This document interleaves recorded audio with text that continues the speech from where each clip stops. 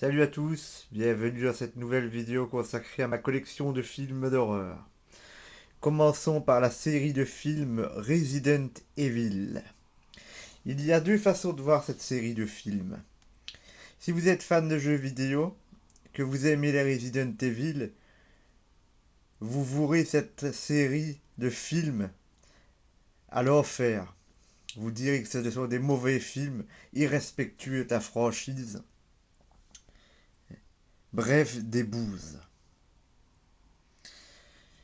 Si vous ne connaissez pas la série de jeux, vous verrez ces films comme des films d'action horrifiques et soit vous aimerez, soit vous n'aimerez pas. Quand j'étais plus jeune, je suis fan de la série de jeux vidéo Resident Evil, mais quand j'étais plus jeune et que les deux premiers films sont sortis, je les ai détestés. Je les ai détestés parce que je faisais le rapport constant avec les jeux, avec le scénario des jeux, et ça me déplaisait fortement de voir à quel point les scénaristes et les réalisateurs avaient bâclé le travail, ça n'avait plus rien à voir avec les jeux, c'était différent, ça ne me plaisait pas. Les années passant, mon fusil d'épaule a un petit peu changé. J'explique pourquoi.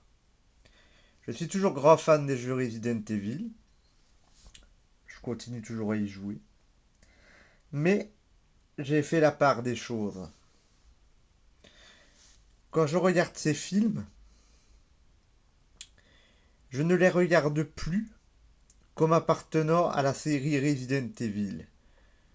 Je les vois comme des films d'action horreur, se déroulant dans un univers inspiré de Resident Evil, mais qui n'est pas Resident Evil. Et alors ça passe. Ça passe à tel point que j'ai pu apprécier certains films, et d'autres moins. Mais en général,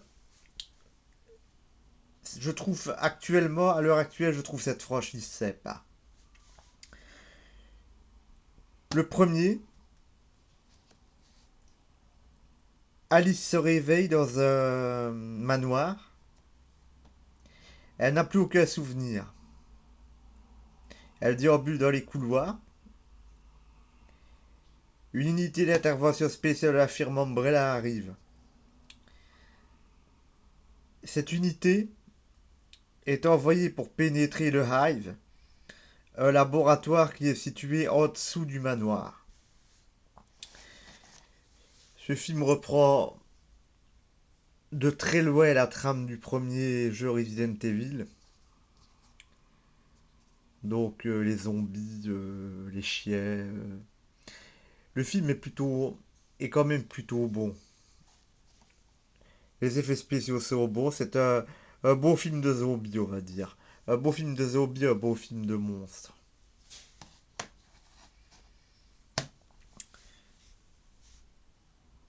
Dans le second, le film commence un petit peu comme 28 jours plus tard. Alice sort du coma et elle découvre la ville de Raccoon City envahie par les zombies.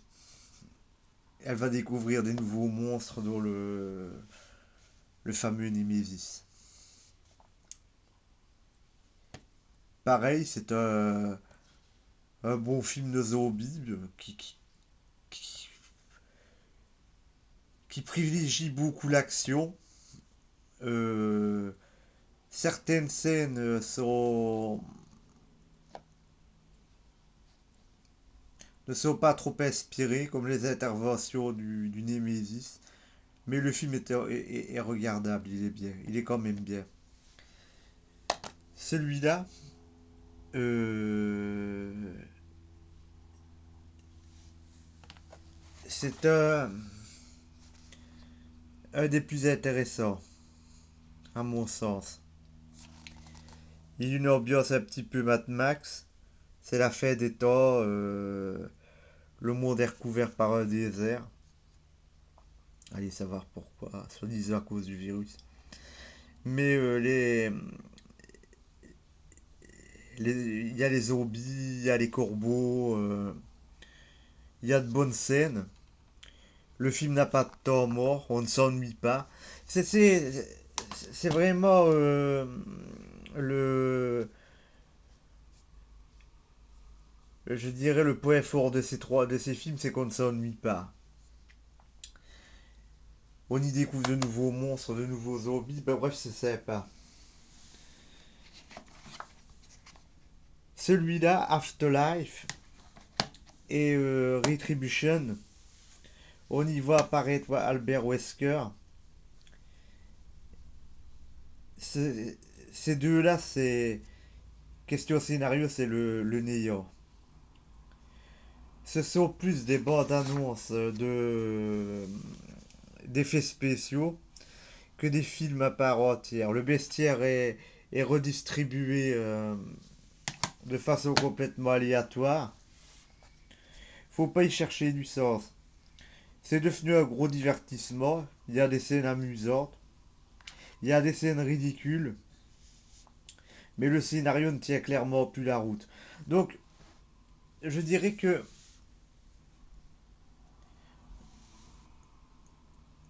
dans la qualité plus ou moins bonne, je dirais plus ou moins bonne, vous avez les trois premiers, qui sont des films de zombies, sympas. Franchement, ils sont sympas. Les deux derniers, ben, ils peuvent être sympas, mais c'est des films d'action popcorn, quoi. Et ça n'ira jamais plus loin. Le scénario tient sur un timbre poste. Il y a d'énormes incohérences par rapport aux trois premiers. Le personnage de Mila Jovovich est toujours aussi énervant et toujours aussi inutile parce que il y avait tellement de personnages dans la franchise Resident Evil que je me demande l'utilité d'avoir créé ce personnage qui a le charisme d'une mouche, quoi. Ce personnage n'a aucun sens. Ni comme les motivations d'Albert Wesker dans les deux films, elles n'ont absolument aucun sens. Donc pour moi, sincèrement, les meilleurs, ce sont les trois premiers. Il doit y avoir un sixième, reste à voir ce que ça donnera. Mais vu la fin du dernier, je crains le pire.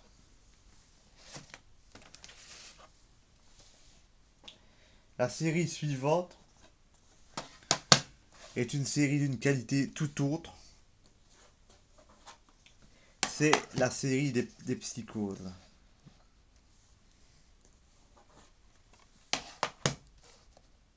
Des classiques des films d'horreur. Pour le premier, j'ai pris le remake parce qu'il est en couleur déjà. Il est plus actualisé et il reprend scène par scène les scènes du premier film. Donc j'ai préféré prendre le remake. Marion, une secrétaire, dérobe l'argent de son patron. Elle veut fuir pour aller retrouver son amant dans un état voisin. Et la pluie la force à s'arrêter dans un motel. Le motel est tenu par un jeune homme névrosé, Norman Bates, qui semble entretenir des rapports conflictuels avec sa mère. Mario mourra dans cette chambre d'hôtel, ce qui donnera une des scènes les plus anthologiques du cinéma d'horreur. Tout le monde connaît le scénario de Psychose, pas besoin de le raconter. Pour moi, c'est un excellent film. Il n'y a pas à dire. Excellent. Et si vous ne l'avez pas vu, courez l'acheter parce qu'il vaut la peine. Le 2, tout aussi bon, avec l'excellent Tony Perkins. Norman Bates est relâché pour bonne conduite. Il revient dans la ville où se trouve le motel et la maison de sa mère. La sœur de Mario Crane ainsi que sa mère viennent dans la ville et font pression parce qu'elle n'apprécie pas que Norman ait été relâché. Et à partir de là, des phénomènes étranges commencent à survenir dans la vie de Norman. Est-ce sa folie qui revient? On ne sait pas.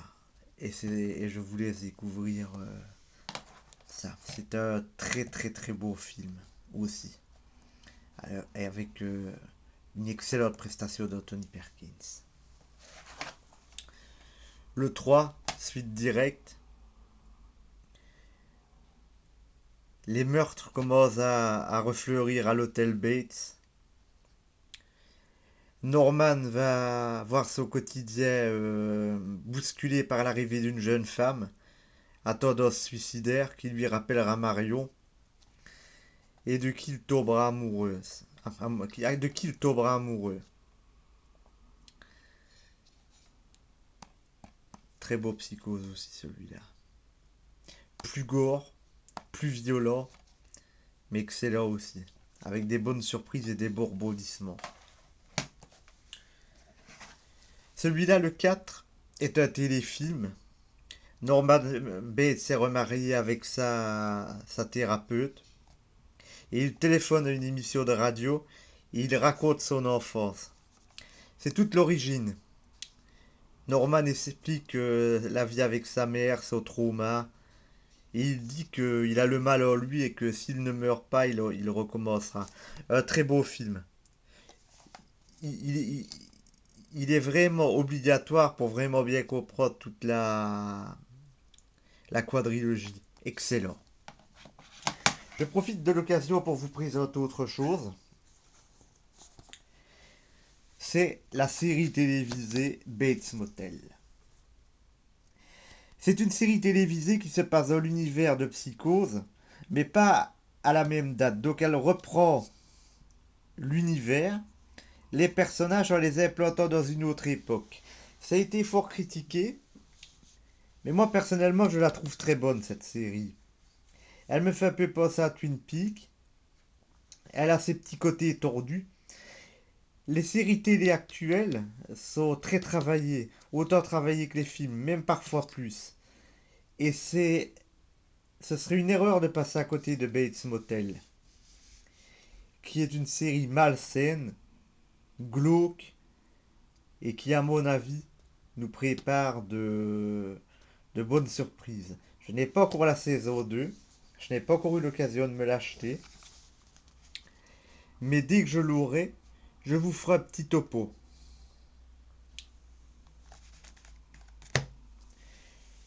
Je vous remercie de votre fidélité. N'hésitez pas à lâcher vos commentaires. Et à bientôt dans une prochaine vidéo. Merci, au revoir.